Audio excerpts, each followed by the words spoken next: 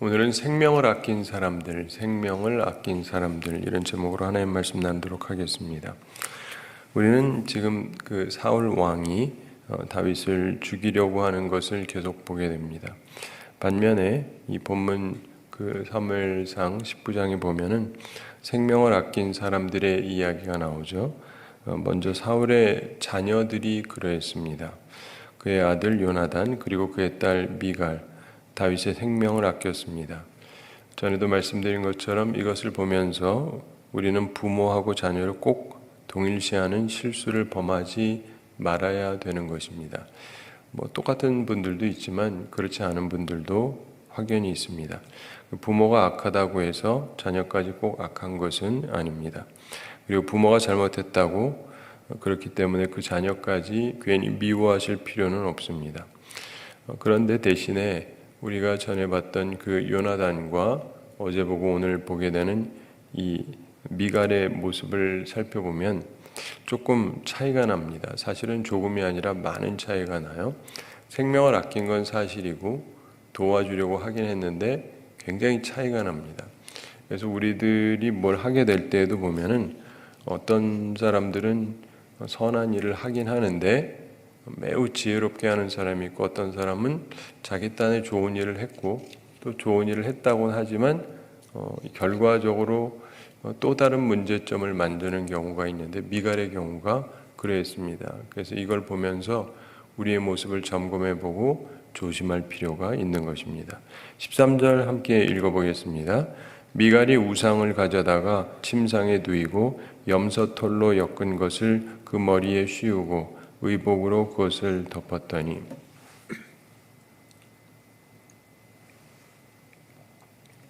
미갈이 우상을 가져다가 그 집안에 우상이 있었다는 말이죠. 이상한 일입니다.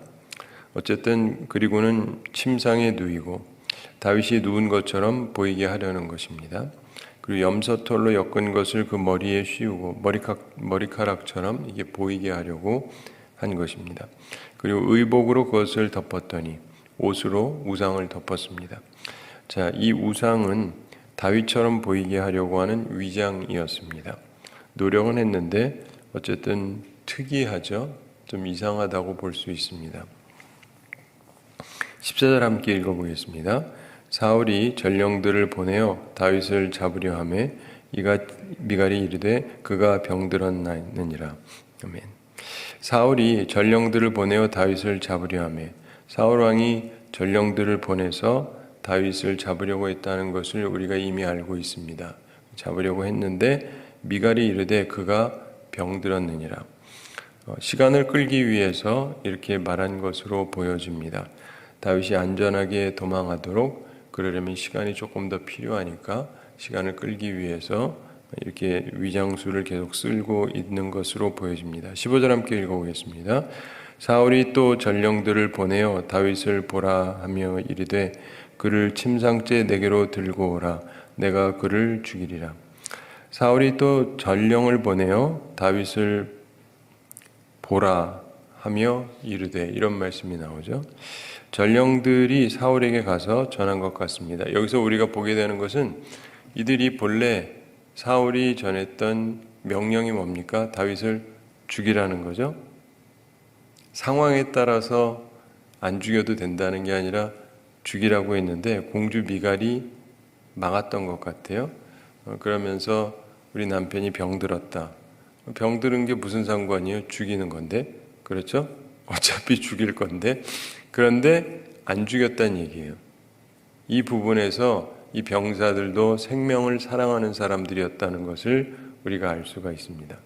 어차피 왕이 죽이라고 했고 이 사람이 병든 게 무슨 상관입니까? 자기들은 명령을 집행만 하면 되는데 그런데 그러지를 않았어요. 사실 들어갔어도 죽일 사람이 없기도 했지만 그러나 그들 마음속에서 별로 죽이고 싶은 마음이 없었던 것 같습니다. 이것은 굉장히 중요한 부분 중에 하나입니다. 우린 기본적으로 양심을 따라서 살아가야 되지 않습니까? 양심은 항상 있어야 돼요. 일반적으로 우리는 윗분의 말을 듣기는 해야 되는데 그것이 우리들이 생각하기에 신앙적으로 양심적으로 어긋난 것이라면 그때는 생각을 해야죠. 생각을 해서 이게 내가 그대로 할 건지 아닌지를 생각해야 됩니다. 평상시에 내가 무슨 윗사람이라도 되는 것처럼 하나하나 판단할 일은 결코 아니지만, 그러나 이게 딱 봐도 사람을 함부로 죽일 일이 아니지 않습니까? 게다가 국가의 영웅이에요. 민족의 영웅입니다. 정말 하나님이 세운 사람이고 하나님이 함께하는 사람이에요. 그를 죽이라고 하는데 내가 죽이면 되겠습니까? 안 되죠. 근데 그런 면에 있어서 이들에게는 양심이 있었다는 것을 우리가 보게 됩니다. 우리에게도 굉장히 중요한 것이죠. 근데 사울이 전령들을 이제 다시금 보내고 그러면서 말하는데 그를 침상째 내게로 들고 오라 이렇게 얘기합니다. 아파서 움직일 수 없다면 침상째 들고 오라고 명합니다. 거기서 그대로 죽이라고 할 수도 있는데 침상째 들고 오라 이렇게 얘기를 하죠. 어떤 면에서 그가 움직일 수 없고 대항할 수 없다면 이런 뜻이라고도 볼 수 있겠습니다. 잘 아시는 대로 다윗은 용사입니다. 그래서 다른 사람들이 함부로 그를 죽이겠다고 덤비는 것도 쉬운 건 아니죠. 골리앗이랑 싸워서 이겼던 사람인데 내가 그를 죽이겠다고 바로 앞에서 그러다가는 그 사람이 나를 죽일 수도 있잖아요. 그렇기 때문에 이 병사들도 겁이 났을 수도 있죠. 그래서 죽이려고 하는 것 자체를 꺼렸을 수도 있습니다. 또 한편으로는 바로 그런 면에 있어서 하나님께서 사람들의 마음을 이렇게 두렵게 했을 수도 있는데, 근데 어쨌든 사울이 침상째 들고 오라고 얘기합니다. 그리고 내가 그를 죽이리라 이렇게 얘기합니다. 병에서 나을 필요 없이 죽여버리겠다는 것입니다. 병에서 난 다음에 뭘 처분을 하겠다가 아니라 그대로 죽여버리겠다. 내가 그를 죽이겠다. 데리고 와라. 내가 죽이겠다. 참 극률함이 없고 잔인한 사람이라는 것을 우리가 보게 됩니다. 그의 마음속에 있는 게 이게 튀어나오는 거죠. 그냥 죽으면 되는 것 정도가 아니라 내가 직접 죽이고 싶다는 거예요. 그게 그의 마음이에요. 얼마나 잔인한 사람입니까?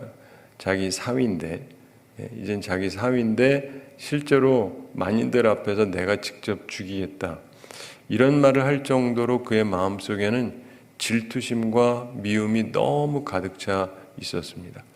사랑하는 성도 여러분, 예수님께서 산상수훈에서 말씀하시면서 우리가 바리새인이나 서기관의 의보다 더 낫지 못하면 결단코 하나님의 나라에 들어갈 수 없다는 말씀을 하세요.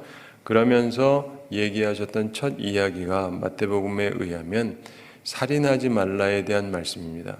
너희가 살인하지 말라는 말씀은 들었으나 하면서 주님께서 말씀을 하시는데, 실제로 우리 교회 다니는 사람들은 일반적으로 사람을 죽이지는 않지 않습니까?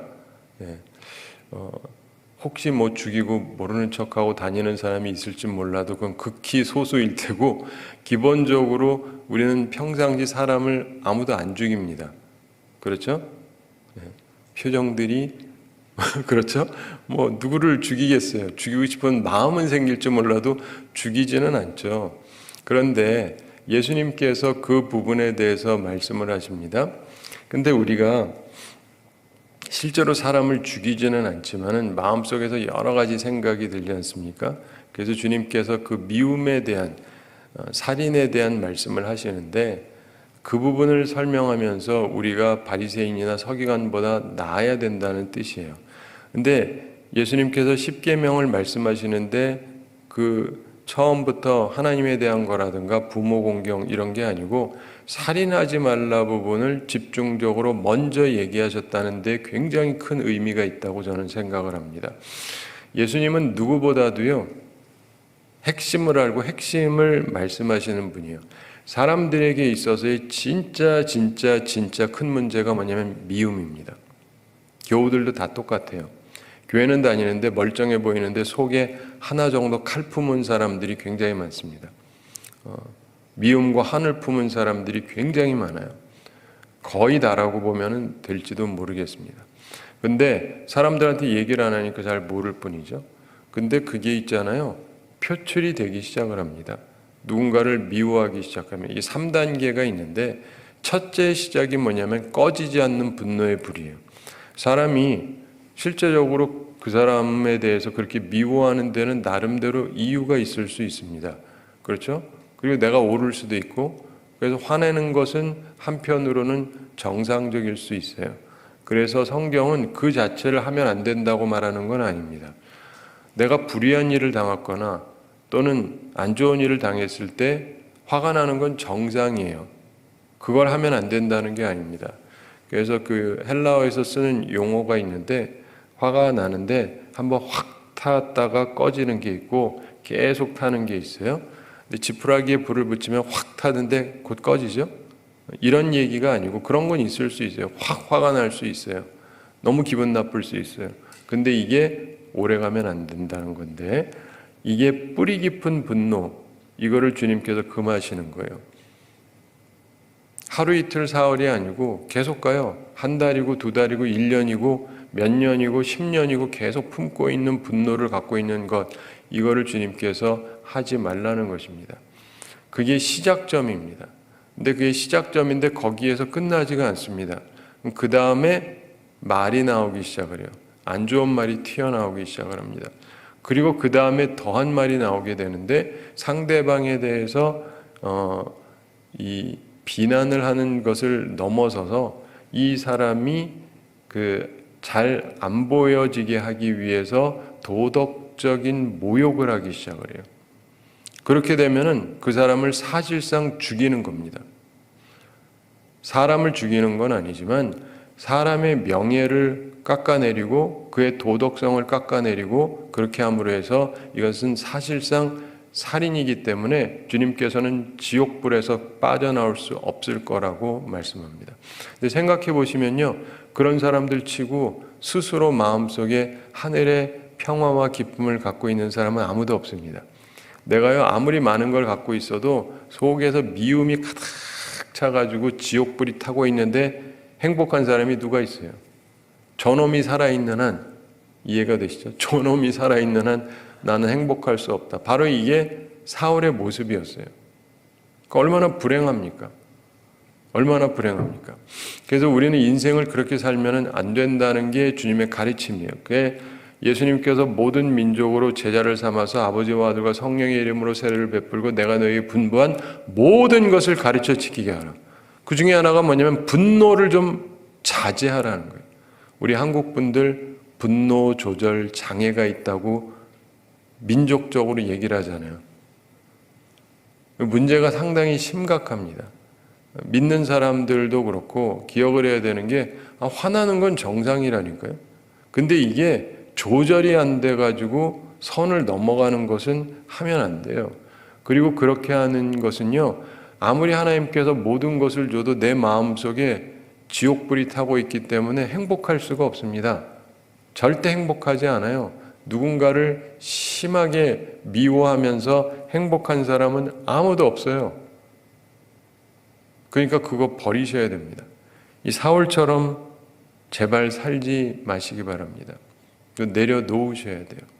주님께서 가르쳐 주신 기도를 항상 우리가 기도하고 있는데, 그 기도도 생각을 하시면서 우리가 그러잖아요. 우리가 우리에게 잘못한 사람을 용서하여 준 것 같이 우리의 죄를 용서하여 달라. 예수님이 이렇게 기도하라고 그러셨어요. 그러면서 우리도 용서하지 않으면 하늘아버지도 우리의 죄를 용서하지 아니하실 것이다. 이게 예수 그리스도 중보자 되시고 우리의 죄를 구원하시는 분이 하시는 말씀이에요. 예수님을 믿었다면 용서를 할 수 있어야 돼요. 그게 아니면은 구원받았다고 볼 수가 없어요. 그런 차원에서 보면은 예수님의 관점에 구원받은 사람이 대다수일까요? 아닐 확률이 높습니다. 그러니까 예수님을 온전히 믿어야 돼요. 그분의 가르침을 제대로 알고 그대로 따라 살아야 돼요. 화나는 일이야 많겠죠. 저만 해도요, 내가 예수님만 안 믿었으면 죽었을 놈이 한두 명이 아닙니다. 근데 내가 예수님 믿기 때문에 그냥 두고 편안하게 살죠. 우리에게 이게 중요한 거예요. 예수님 믿기 때문에 우리 속에서 이게 변화가 일어나서 이걸 놓을 수가 있어야 돼요. 하나님 손에 맡길 수가 있어야 되는 것입니다. 우리나라에 기독교인들이 상당히 많아지긴 했지만 여전히 기독교의 진수인 이 용서, 이거를 깨닫지 못한 사람들이 너무 많습니다. 그리고 계속해서 미워하고 죽이려고 그러고 그게 옳다고 생각을 하는데 그러면 안 되죠. 그러면 사울 왕처럼 사는 거예요. 여러분이 지위는 계속 유지할 수 있을지는 모르겠습니다. 그리고 이 사람을 몰아낼 수 있을지는 모르겠어요. 그렇지만은 내 마음은 지옥이에요. 그렇게 사시면은 안 됩니다. 자, 그런데 16절 함께 읽어보겠습니다. 전령들이 들어가 본즉 침상에는 우상이 있고 염소털로 엮은 것이 그 머리에 있었더라. 아멘. 전령들이 들어가 본즉, 이제는 침상째 들고 나가야 되니까 들어가서 봤습니다. 그런데 침상에는 우상이 있고 다윗이 없어요. 다윗이 없는 것을 발견했습니다. 염소털로 엮은 것이 그 머리에 있었더라. 미갈이 속임수를 쓴 것임을 알게 되었습니다. 그 다음 17절에서 그 다음에 얘기가 나오는데 이 부분이 굉장히 중요합니다. 이 앞까지는 이제 상황 설명이고 이 17절 부분을 여러분이 잘 묵상하고 생각을 해보셔야 돼요. 17절 함께 읽어보겠습니다. 사울이 미갈에게 이르되 너는 어찌하여 이처럼 나를 속여 내 대적을 놓아 피하게 하였느냐. 미갈이 사울에게 대답하되 그가 내게 이르기를 나를 놓아 가게 하라. 어찌하여 나로 너를 죽이게 하겠느냐 하더이다 하니라. 아멘. 사울이 미갈에게 이르되, 사울이 미갈과 함께 이 일에 대해서 이제 대화를 합니다. 너는 어찌하여 이처럼 나를 속여? 속인 건 사실이죠. 속였습니다. 내 대적을 놓아 피하게 하였느냐. 이 부분은 다툼의 여지가 있습니다. 요나단이었다면 적이 아니다 이렇게 말했을 겁니다. 아버지의 잘못된 관점을 설명하고 다윗을 변호했겠죠. 그가 왜 아버지의 적입니까? 아버지의 좋은 신하죠 라고 얘기했을 것입니다. 그런데 미갈은 그렇지 않았어요. 이 부분을 잘 보셔야 돼요. 요나단과 미갈의 차이점. 남매긴 한데 이 요나단은 훌륭했지만 미갈도 다윗을 도운 것까지는 좋지만 그 후의 조치를 보면 상당히 하자가 많이 있습니다. 우리가 그렇게 되지 않도록 조심을 해야 되는데 만약에 여러분이었다면 이렇게 질문을 받았으면 뭐라고 답했겠습니까? 이 부분을 나중에 집에 가서 잘 생각을 해보세요. 혹은 말씀 끝난 후에 기도하면서 잠깐 생각해 보시든지요. 그러면 사실대로 얘기하면 되지 않습니까? 아버지, 왜 내 남편을 죽이려고 하십니까? 맞잖아요. 아버지, 왜 내 남편 죽이려고 하세요? 딸을 과부로 만들려고 그러십니까? 라고 말해야 되지 않습니까? 맞잖아요. 울면서 새파랗게 젊은 나를 과부로 만들려고 그러시냐고. 그 내 남편을 역적으로 만들려고 하십니까? 민족의 영웅을. 이래야 좀 멋있지 않습니까? 그랬다면 미갈이 우리에게 좋은 평가를 받았겠죠. 근데 이후에도 보면 이분에게 약간 말하고 행동하는 데 문제점이 발견이 되죠. 자, 미갈이 사울에게 대답하되 그가 내게 이르기를 나를 놓아 가게 하라 이렇게 얘기했다는 거예요. 아시는 대로 사실이 아닙니다. 자기가 먼저 남편한테 피하라 그랬잖아요. 오늘 밤에 피하지 아니하면 당신 다음날 죽을 거다. 그런데 도망은 마치 다윗의 뜻인 것처럼 말하고 있습니다. 사실은 자기가 시작해놓고 저쪽이 원하는 거였다라고 얘기해요. 살면서 보면은요, 죄송합니다. 부부도 못 믿어요. 네. 죄송합니다. 다 그렇다는 게 아니고 좋은 사람도 있어요. 근데 어떤 경우는요, 자기가 해놓고 저쪽이 그랬대.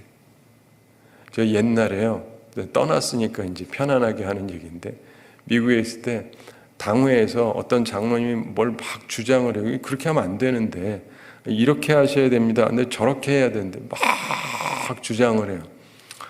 하도 주장을 해서, 그럼 그렇게 하시라고. 끝났어요?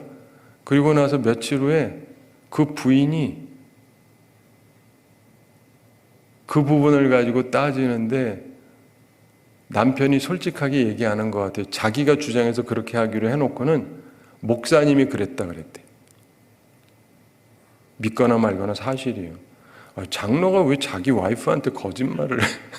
참, 내가 여기 일은 아니고 딴 데 얘기해요. 미국에서 있었던 일인데 오래전 얘기라서 여기서 이제 살짝 하는 건데, 자기가 주장해서 그렇게 해놓고는 이렇게 하면 안 되는 거거든요. 근데 자기가 그냥 하도 주장을 해가지고 그럼 그러라고 했는데 목사님이 주장해서 그랬다. 말 같지도 않은 거짓말을 해. 근데 하여간 별의별 사람들이 다 있습니다. 근데 우리 살면서 보면 이 미갈도 그래요. 지금 얘기하는 거 보세요. 그가 내게 이르기를 나를 놓아 가게 하라. 그러면서 어찌하여 나로 너를 어떻게 한다고요? 죽이게 하겠느냐 하더이다. 너 죽을래? 그랬다는 거예요. 다윗이 나 가게 해야지. 그러니까 마치 자기는 잡았는데 남편이 가겠다 그러면서 날 잡으면 너 죽여? 이래서 갔다는 식으로 얘기하잖아요. 이게 사실입니까? 완전 거짓말이죠. 다윗이 협박해서 가게 할 수밖에 없었다라고 이야기를 하는 것입니다. 이건 참으로 비겁한 변명이죠. 비겁한 변명이에요. 다윗을 큰 죄인으로 만든 것입니다. 우리 인생을 살면서 보면요, 간혹 희한한 분들 많이 있어요. 우리는 이 부분에서 말씀을 정리하면서 다윗을 피난시킨 미갈에 대해서 좀 정리해서 생각해 볼 필요가 있습니다. 이 사람은 지혜롭지 못한 대표적인 사람이라고 볼 수 있어요. 여성 중에서. 다윗을 살리기 위한 노력을 하긴 합니다. 도피를 시켜요. 그리고 시간을 벌기 위한 노력을 하기도 해요. 사울의 사자들한테 병이 들었다 이렇게 말해서 시간을 좀 끌려고 노력을 해보기도 합니다. 그런데 사울이 그 말을 듣고도 끌어내려고 하죠. 동정심이 그에게는 없었습니다. 단지 사울의 전령들에게는 동정심이 있어서 이들은 일단 어떻게든 하려고 하지 않고 일단 돌아갔다가 다시 오죠.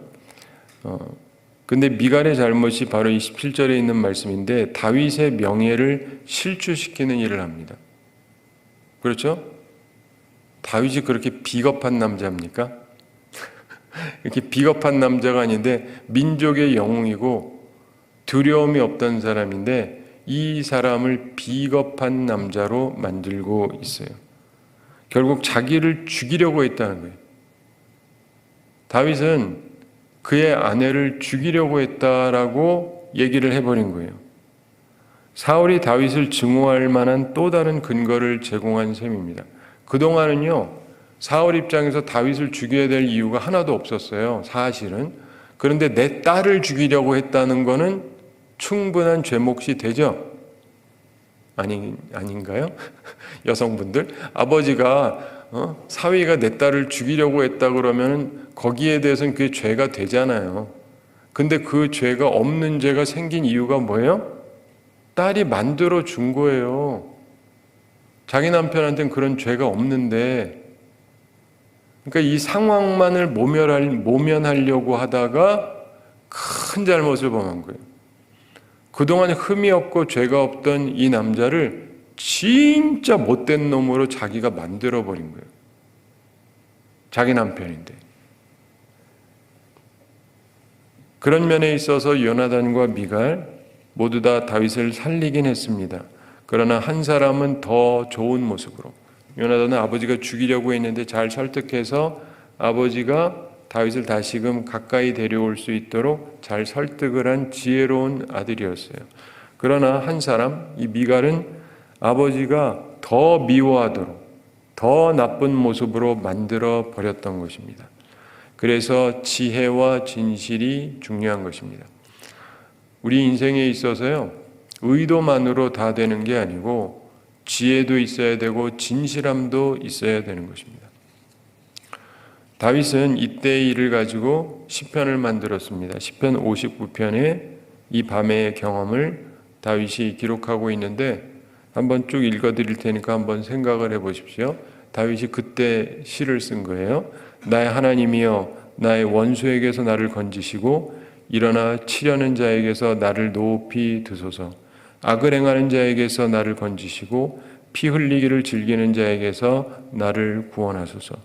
그들이 나의 생명을 해하려고 엎드려 기다리고 강한 자들이 모여 나를 치려 하오니 여호와여 이는 나의 잘못으로 말미암음이 아니요 나의 죄로 말미암음도 아니로소이다.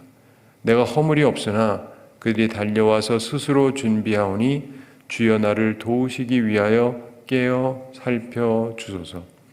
주님은 만군의 하나님 여호와 이스라엘의 하나님이시오니 일어나 모든 나라들을 벌하소서. 악을 행하는 모든 자들에게 은혜를 베풀지 마소서. 셀라. 여기 잠깐 멈추고 생각하라는 뜻입니다. 그들이 저물어 돌아와서 개처럼 울며 성으로 두루 다니고 그들의 입으로는 악을 토하며 그들의 입술에는 칼이 있어 이르기를 누가 들으리요 하나이다. 여호와여 주께서 그들을 비웃으시며 모든 나라들을 조롱하시리이다. 하나님은 나의 요새이시니 그의 힘으로 말미암아 내가 주를 바라리이다. 나의 하나님이 그의 인자하심으로 나를 영접하시며 하나님이 나의 원수가 보응받는 것을 내가 보게 하시리이다. 그들을 죽이지 마옵소서. 나의 백성이 잊을까 하나이다. 우리 방패 되신 주여 주의 능력으로 그들을 흩으시고 낮추소서. 그들의 입술의 말은 곧 그들의 입의 죄라. 그들이 말하는 저주와 거짓말로 말미암아 그들이 그 교만한 중에서 사로잡히게 하소서. 진노하심으로 소멸하시되 없어지기까지 소멸하사 하나님이 야곱 중에서 다스리심을 땅끝까지 알게 하소서. 또 셀라가 나옵니다. 생각하라는 거예요. 그들에게 저물어 돌아와서 개처럼 울며 성으로 두루 다니게 하소서. 그들은 먹을 것을 찾아 유리하다가 배부름을 얻지 못하면 밤을 새우려니와 나는 주의 힘을 노래하며 아침에 주의 인자하심을 높이 부르오리니 주는 나의 요새이시며 나의 환난 날의 피난처 시민이다. 나의 힘이시여 내가 주께 찬송하오리니 하나님은 나의 요새이시며 나를 긍휼히 여기시는 하나님이심이니이다. 아멘. 사랑하는 성도 여러분, 그가 그날에 있었던 경험을 가지고 주님을 찬양하는 시를 이렇게 썼습니다. 말씀을 맺으며 우리가 생각할 것이 있습니다. 여기서 세 가지를 생각해야 되는데 첫째로 생명을 아껴야 됩니다. 사울처럼 막 죽이려고 그러면 안 되고 우린 최소한 생명을 아끼는 사람들이 되어야 됩니다. 요나단이 그랬던 것처럼 그리고 미갈도 그런 마음이 있기는 했는데 생명을 아끼는 마음을 우리가 가져야 돼요. 오늘도 여러분의 계획은 무엇입니까? 저놈 끝장내버리겠다, 죽이겠다 이런 거 말고 저 사람을 살릴까 이런 생각을 좀 하세요. 우리 믿음의 사람들은 그렇게 해야 돼요. 세상이 안 그래도 험한데 우리까지 다 죽이려고 하면 뭐가 남겠습니까? 우리는 살리는 사람이 되려고 일단 마음을 먹는 게 굉장히 중요합니다. 두 번째로 진실해야 됩니다. 생명을 아끼는 건 좋은데 진실해야 돼요. 이 미갈의 문제는 진실하지 못했다는 거예요.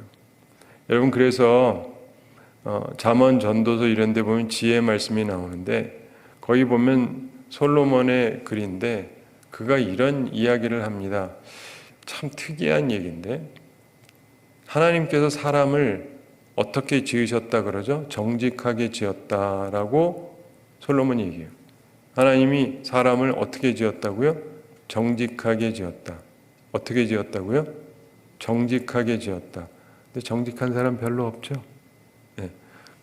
본래 하나님이 우리를 정직하게 지으셨어요. 그런데 사람은 뭐를 많이 냈다? 꽤. 정직하게 말하면 되잖아요. 정직하게 말하면 되잖아요. 오늘 새벽에 왜 안 나오셨어요? 그럼 정직하게 그냥 올 생각이 없어서 뭐 잠이 와서 뭐 피곤해서 뭐 그럼 되는데 그게 아니라 사람들은 자꾸 꾀를 내려고 그래요. 그렇죠? 그냥 별 생각 없어서 안 나오는 것일 수도 있고, 뭐 그런데 있는 그대로 얘기해도 되는데 꼭 꾀를 내요. 그래서 뭔가 내가 안 나빠 보이게 하기 위해서 사람들은요, 만사가 그런 경우가 많아요. 그냥 뭐 있는 그대로 얘기해도 되는데, 근데 꾀를 많이 낸다. 그러면서 솔로몬이 그런 얘기를 합니다. 이걸 깨달은 사람이 남자 중에는 1000명의 하나가 있거니와 여자 중에서는 죄송합니다. 1명도 발견을 못했다라고 성경에 기록되어 있어요.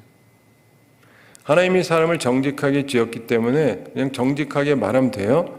자꾸 꾀를 내거든요. 근데 이거를 깨달은 사람이 여성 중에는 하나도 없다. 그러니까 이 성경 가지고 얘기하면 여자보다 남자가 좀 나은 부분이 있긴 있어요. 근데 이 부분을 여성들은 잘 생각하셔야 돼요. 이 얘기가 무슨 말인지 압니까? 너무나 많은 여성들이 진실하지 못해요. 남자도 그렇지만 남자도 그래요. 천에 하나밖에 없으니까 깨달은 사람이.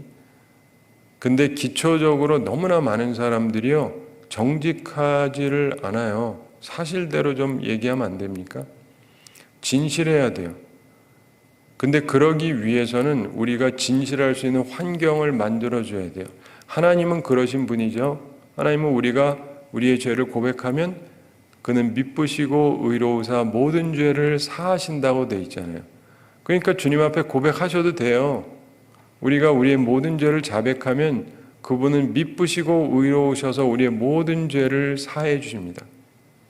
이걸 믿고 주님 앞에 나오고 씻음 받고 그 주님 앞에 다시 솔직하게 정직하게 얘기하고 씻음 받고 이게 신앙의 삶이에요. 근데 그거를 싫어하는 사람들이 많습니다. 그것도 싫은 거예요. 그리고 이단들 중에서 그거 안 하려고 하고 그걸 그렇게 가르치는 사람들도 있죠. 특별히 우리나라에 그런 자들이 많은데 참 끔찍하게 짝이 없습니다. 우리나라는 왜 그러는지 알 수가 없어요.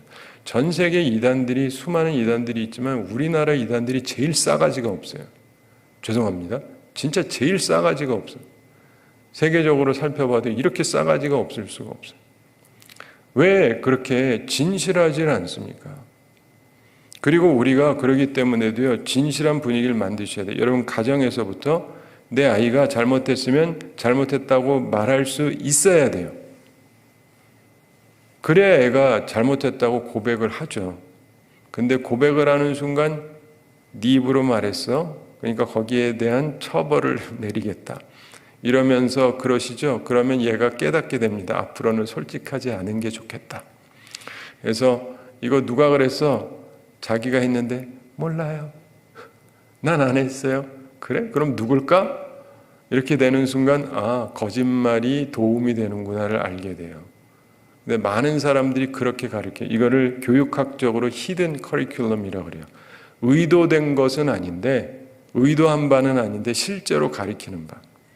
많은 가정들이 그렇게 가르쳐요. 애들을 거짓말쟁이로 만듭니다. 의도한 건 아니에요. 근데 자기도 모르게 애들을 거짓말쟁이로 만듭니다. 우리 애들은 잘못했으면 나한테 정확하게 얘기해야 내가 지금 가정 분위기를 제대로 만든 거예요. 나쁜 짓을 얘기한다는 거라기보다 솔직할 수 있어야 돼요. 근데 그러기 때문에 주님께서는 고백을 하면은 미쁘시고 의로우사 우리의 모든 죄를 사하실 것이다. 그런 것처럼 우리도 그런 자세가 있어야 돼요. 애가 잘못했다라고 한다면, 그리고 자기가 잘못한 거를 알면서 고백을 한다면, 그렇다면은 그거를 용서를 해 주셔야 돼요. 우리나라에서 제가 어렸을 때 많이 듣던 건데 요즘엔 잘 안 가르치는 것 같아요. 근데 미국의 초대 대통령 워싱턴 대통령이 있는데 그가 생일에 아버지가 생일인가 크리스마스 때인가 선물을 줬는데 도끼를 선물을 줬어요. 그래가지고 이 도끼를 받아가지고는 어디다가 실험을 해보고 싶은데 근데 집에 마침 뜰에 나무가 하나 있습니다. 그래가지고 그 나무를 이제 뱄어요. 이거 잘 되네. 신나게 나무를 잘라버렸습니다. 근데 나중에 보니까 아버지가 왔는데 이게 아버지가 아끼던 나무인데 이 녀석이 잘라버린 거예요. 아버지가 열을 받아가지고 이거 도대체 누가 그랬냐? 그때 워싱턴이 자기가 했다고 고백을 했어요. 그때 아버지가 어떻게 했는지 아세요? 벌 주지 않았어요. 정직했기 때문에. 이게 미국을 다르게 만드는 거예요. 우리나라는 정직하면 죽습니다. 현실이 그래요. 현실이. 그래야 되는 게 아닌데 현실이 그래요. 교회 안에서도. 정직하면 죽어요. 잘못한 사람이. 이게 비극이란 말이에요. 왜 교회가 이래야 됩니까? 자신의 죄를 고백할 수 있어야죠. 고백해야 되고 그 씻음 받고 새롭게 살아가야 되고. 근데 이게 안 돼요. 사랑하는 성도 여러분, 그런데 우린 진실하려고 노력을 해야 되고 공동체도 그렇지만 작은 공동체 내 집안에서라도 그리고 내 영역 안에서만이라도 진실할 수 있게 하는 게 필요합니다. 제 아내도 그렇고 제 아들들도 그렇고 자기가 잘못하면요 저한테 진실합니다. 왜냐하면 그래가지고 탈나는 법이 없거든요.